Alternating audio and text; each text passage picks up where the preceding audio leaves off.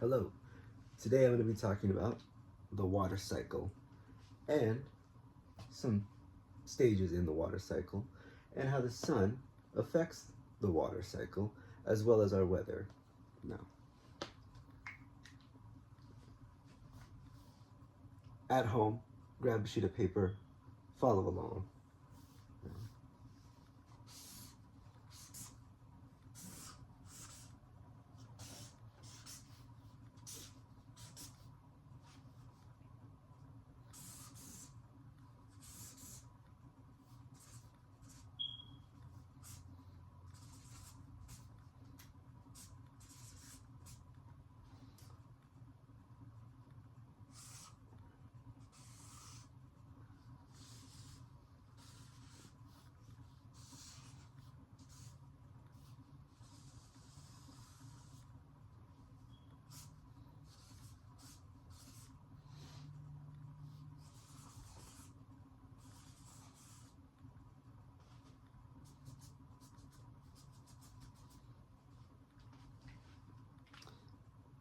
Now, the water cycle. Now, what is the water cycle? All the water cycle really is just water being moved from the ground to the sky, back down again through the process of evaporation, condensation, precipitation, and then collection. Now what I drew here is just the sun, the clouds, rain, mountains, some trees, and then a river flowing into the ocean. Now, at home, how does the sun play a role in the water cycle? Good. Evaporation. Now, what is evaporation? All evaporation is just the sun heating up the water to the point where water vapor rises and then collects in the air, creating clouds, which is condensation. Now, what happens at home when there's too much condensation in the air and all that water builds, and builds? Exactly. Gravity makes it fall. And in that process of falling, now whether that's rain, snow, all that water has to go somewhere. And water will take the most easiest route and go downstream and into the oceans, repeating the whole process again. Oh, all that is collection, so write that down. And that's pretty much it. Other than the fact that, the sun, through creating the clouds, will make rain and snow, and that's kind of how the sun plays a role in the water cycle, but also in making weather. So, all right, we're talking about rocks now. Who cares about water? We're going to be talking about my favorite kind of rock, sedimentary rock. Yeah, you can find oil in it. That's cool. But you can also find fossils in it. That's even cooler. Now, this will play a part in fossil fuels. Now, before we start talking about fossil fuels, no.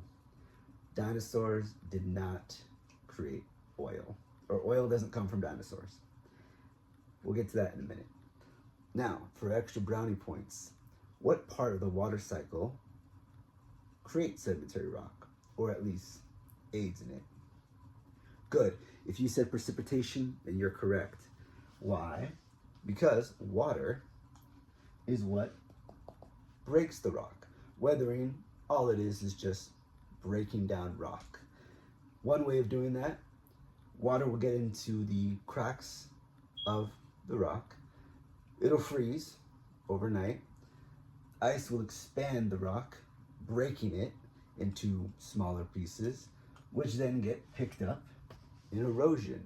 Erosion is just when little bits of rock get picked up by the rain or the river and get pushed downstream, which is deposition. Now that's just basically where the water pushes all the little rocks and then deposits them. Compaction is when all these little bitty rocks get piled and piled and piled and piled on top of one another, and then cementation is when all those piles of rock have stacked up so much that all the weight from the top pushes down, creating a tiny, tiny rock. So all it is just all these tiny rocks being pressed down into making one big rock, which is sedimentary rock. And sedimentary rock is just, if you look at it in a microscope, it's just little bits of rocks all pressed together. Now, how does this play a part in making fossil fuel? Well, to earlier what I was saying, no. Dinosaurs you're not putting dinosaur blood into your car tank. But fossil fuels, or at least ones that we know today, were created during the time of the dinosaurs. They weren't dinosaurs, rather they were tiny, tiny planktons that died off, and when they fell in the ocean ground, or when they fell on the ocean floor, and hundreds of millions of years of them being buried and crushed, and all these dead planktons just stacking on top of one another, all that heat and pressure is what made them into the oil that we know today. And the cool thing about sedimentary rock is that it's very porous.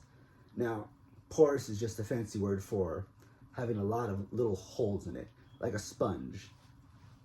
And in that porosity, the oil is able to pretty much sit inside sedimentary rock and just, well, sit there, which is pretty cool. But yeah.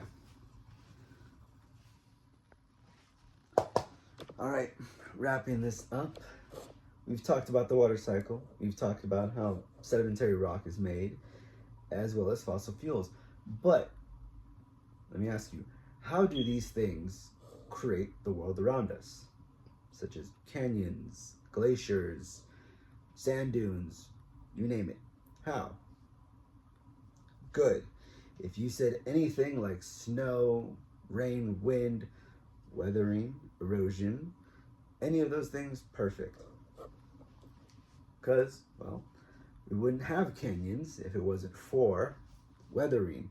We wouldn't have sand dunes if it wasn't for those canyons being eroded, and then those little bits of rock being deposited onto the beaches, right?